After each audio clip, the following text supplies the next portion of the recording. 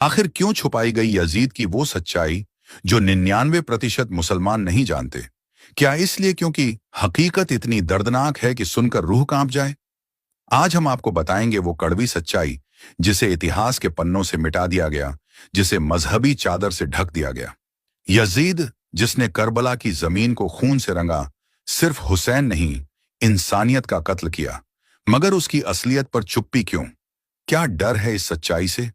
इस वीडियो में हम आपको सुनाएंगे वो कहानी जो आपकी सोच को हिला देगी। तैयार हो जाइए, पर्दा उठने वाला है। वो वक्त इस्लाम के इतिहास का सबसे अंधेरा द्वार था, जब हक और बातिल आमने सामने खड़े थे। एक तरफ वो था जो पैगंबर का नूर था, जिसका बचपन नबी की गोद में बीता, जिसे रसूल अकरम अपनी आंखों की ठंडक कहते थे। और दूसरी तरफ था यजीद, एक ऐसा शख्स जिसकी नस्ल में तख्त का लालच, नफरत, शराब और जुल्म का जहर कई पीढ़ियों से चला आ रहा था। यजीद की नस्ल बनी ही थी इस्लाम के दुश्मनों से। उसका दादा अबू सुफियान, जिसने नबी के खिलाफ तमाम जंगों की सरपरस्ती की। उसकी दादी हिंद, जिसने जंग उहद में हजरत हमजा के सीने को चीरकर उनका कलेजा चबाया। और उसका बाप मुआविया, जिसने अपने फायदे के लिए इस्लाम को सियासत की चादर ओढ़ा दी और खलीफतुल मुस्लिमीन की कुर्सी को विरासत बना डाला। जब मुआविया की मौत हुई तो उसने यजीद को अपनी जगह बैठा दिया, एक ऐसा आदमी जिसे इस्लामी शरीयत से कोई वास्ता नहीं था। उसे कुरान से दिलचस्पी नहीं थी, नमाज से रिश्ता नहीं था और अल्लाह के डर का कोई एहसास नहीं था। वो शराब पीता था, खुलेआम जुए खेलता था, बंदरों को इंसानों की तरह कपड़े पहनाकर दरबार में नचवाता था और रातों में अय्याशी उसकी आदत थी। लेकिन उसे सबसे ज्यादा ताकत की भूख थी।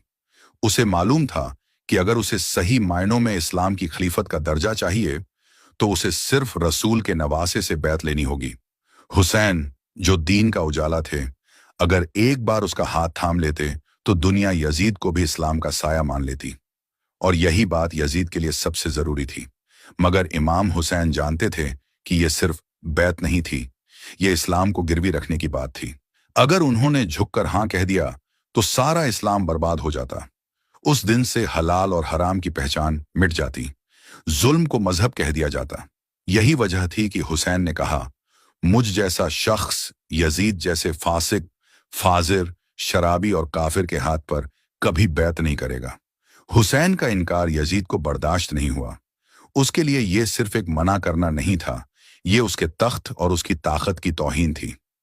यजीद जानता था कि अगर हुसैन खड़े रह गए तो उसकी गद्दी नहीं टिकेगी, इसलिए उसने तय कर लिया कि हुसैन को या तो झुकाना है या मिटा देना है।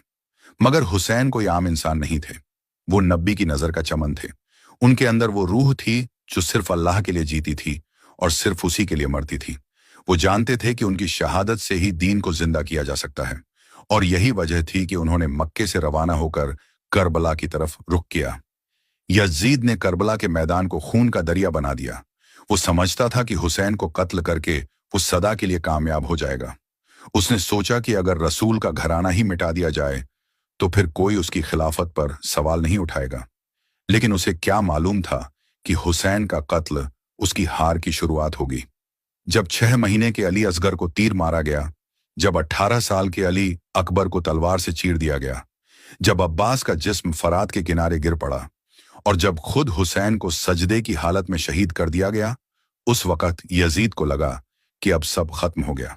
मगर उसे नहीं पता था कि अब उसकी बर्बादी शुरू हुई है। हुसैन को कत्ल करना आसान था, लेकिन हुसैन को मिटाना नामुमकिन।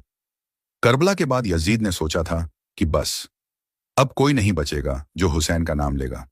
मगर वो भूल गया था कि रसूल की बेटी की औलाद में जैनब भी है। वो जैनब जो बगैर पर्दे के काफिरों के दरबार में खड़ी होकर यजीद को उसके तख्त पर ललकारेगी। वो जैनब जो कहेगी, ऐ यजीद, तू समझता है कि तूने हमें शर्मिंदा कर दिया? नहीं, हमने अल्लाह के रास्ते में अपनी जानों का सौदा किया है और हमारी कुर्बानी कभी बेकार नहीं जाएगी। यजीद को ताकत चाहिए थी, लेकिन हुसैन को हक चाहिए था। यजीद को गद्दी प्यारी थी, हुसैन को रब की रजा।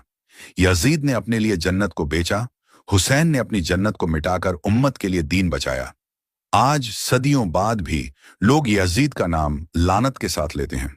उसके महल उजड़ चुके हैं, उसकी याद मिट चुकी है। मगर हुसैन, वो हर दिल में जिंदा है, हर मजलिस में, हर मातम में, हर आंसू में बसते हैं। क्योंकि उन्होंने बता दिया कि कभी भी बुराई को ताकत के नाम पर कबूल नहीं किया जा सकता। अगर हुसैन झुक जाते तो आज इस्लाम सिर्फ नाम का मजहब रह जाता, मगर उन्होंने कुर्बानी दी अपने बेटों की, भाइयों की, साथियों की, ताकि आज हम और आप ला इलाहा इल्लल्लाह कह सकें बिना किसी जालिम की बैत के। हुसैन की ये लड़ाई सिर्फ यजीद से नहीं थी, ये हर दौर के यजीदी सोच से थी। और हर वक्त का हुसैनी उसी अंदाज में उस जुल्म के खिलाफ खड़ा होता रहेगा जब तक इंसाफ की रूह जिंदा है। क्योंकि हुसैन मिटे नहीं हैं, हुसैन जिंदा है, और यजीद आज भी मरा हुआ है।